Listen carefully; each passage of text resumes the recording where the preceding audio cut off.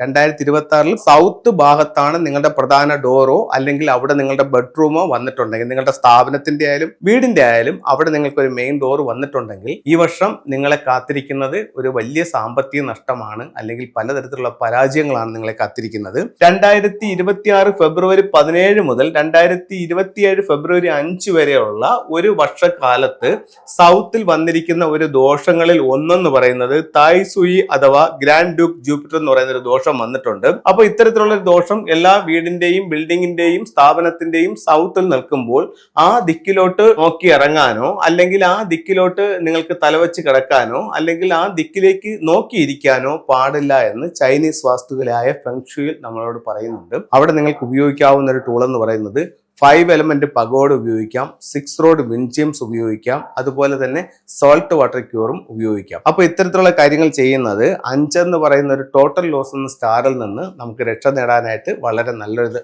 ടൂളാണ്.